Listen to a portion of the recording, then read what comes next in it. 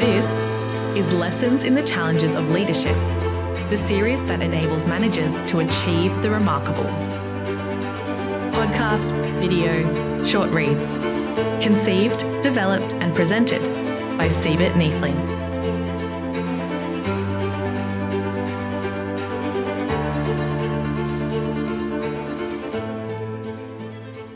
John Lennon and Paul McCartney. One more rebellious than the other, one with a stronger grasp of human emotion, both innovative, but in very different ways.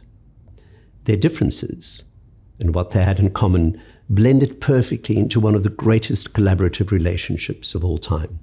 I once read that Paul and John had a remarkably peaceful and non-confrontational working relationship. They would sit down to write and never failed to produce something. And they always considered each other's input.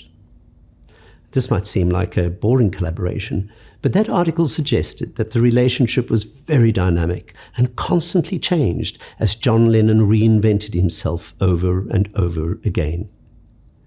Paul McCartney had many creative partners. They were just all called John Lennon. Paul and John complemented each other so well, and they had this wonderful creative abrasion that brought out the best in the other person. Competitive, eager to impress, disciplined, but also off the wall at times. And the result? 180 songs, all interesting, many of them brilliant, some of them sublime. This is possibly my favorite example of collaboration. Both proved that they could do very well on their own. They each had illustrious solo careers, one still has. But somehow the world would not have been the same without the creative force of their collaboration. So why is collaboration so good when it works? I hope you've been fortunate to have had a good collaborative relationship in your life.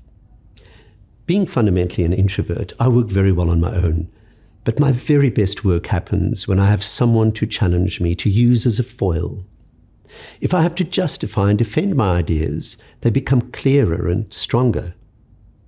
And the best collaborative partners don't always endorse your ideas. In fact, I was once told that if two members of a board of directors always agree, one of them is unnecessary. And there are so many great examples of this. In the movie Queen, there is a scene where Freddie Mercury tries to persuade the band to take him back after his attempt at a solo career. His reason has a wonderful twist of the unexpected. He says that he had gone to Hamburg and hired the best musicians that money could buy, and he told them exactly what to do. And the problem was that they did it. There was no creative abrasion, no standing up for a different viewpoint that eventually created something better than his own ideas. There are, of course, examples of great artists and geniuses who worked on their own, Beethoven, for example, or Dylan. But there's ample evidence that they're working with musicians around them at various stages of the creative process helped innovation and experimentation. So just like even Van Gogh's work benefited from his interaction with other painters like Toulouse-Lautrec and Gauguin and Signac, there is a great deal to be said for interacting with others to spark innovation and growth. Another of my favorite examples of a genuine collaborative relationship is the friendship between Daniel Kahneman and Amos Tversky, the creators of behavioral economics. After Tversky's death, Daniel Kahneman won the Nobel Prize for Economics, and he paid great homage to his friend and collaborator in his book, Thinking Fast and Slow. The pleasure we found in working together made us exceptionally patient. It is much easier to strive for perfection when you are never bored. Perhaps most important, we checked our critical weapons at the door. Both Amos and I were critical and argumentative, he ever more than I.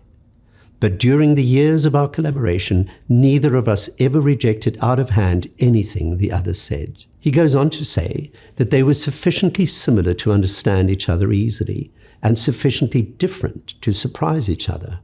I like that. So great collaboration is built on difference and on similarity. But it also needs a reason to want to collaborate. And it seems to me that the reasons vary. Sometimes there is an existential imperative to collaborate. At the end of World War II, Churchill, Roosevelt, and Stalin, not natural allies, met to strategize for the defeat of Nazi Germany. If they had not collaborated, the outcome might have been very different. Similarly, Nelson Mandela and F.W. de Klerk collaborated on a peaceful dismantling of apartheid, not because they liked each other, but because they both understood that it would have been impossible without the other. One step down is where collaboration is advantageous, if not essential. Multidisciplinary teams in hospitals function because you get better results if people with different backgrounds and skill sets work together. You are more likely to be successful in treating a child with cancer if oncologists, nurses, teachers, social workers, physiotherapists, and child psychologists work together on a case. Another example is the collaboration between Toyota and Subaru to produce a sports car together. Either could have done it alone, but together they both gained.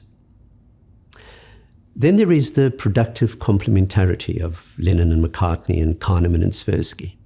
Finally, we get opportunistic collaboration, the usually short-lived mutual support to achieve a short-term outcome, like when James Bond teams up with a former adversary to defeat a plot to conquer the world. In our personal and work lives, we experience opportunities for all of these. The best leaders I've seen are good at forming the alliances that will improve outcomes, whether existentially important, advantageous, or opportunistic. And it's not just leaders. I want to share with you another favorite story. A friend of mine, Nick Phillips, a few decades older than me and retired, decided to learn a language to keep his mind active. He chose Portuguese because it is a language spoken in Europe, South America, Africa, Asia, and in some interesting islands, affording him ample opportunities to travel. A great autodidact, he pretty much mastered the language and, being industrious, he wanted to do something with his new knowledge. He discovered an obscure novel by a famous Portuguese author, Eca de Queiroz, co-written with another author, Romão Ortegal. Nick got it in his mind to translate this novel. But it wasn't just an exercise. He wanted it published. But he knew that no one would be interested in an unpublished second language speaker from New Zealand. So he approached the world's foremost translator of Portuguese works, Margaret Jewel Costa, sent her examples of his work, and offered her a deal. He could not have had his work published without her name associated with it, and she had too much work to take on a new project without help. Nick also made a compelling case for the moral duty to see the work popularized. And it was done. In the acknowledgement, they write, 2 authors, 2 translators. One December morning in 2011, one of us had the idea, quickly sent to the other side of the world, of doing something about the one that got away, the mystery of the Sintra Road, the almost forgotten novel that Eca de Queiroz wrote in collaboration with Romão Ortegal. And the something we ought to do was collaborate on a translation.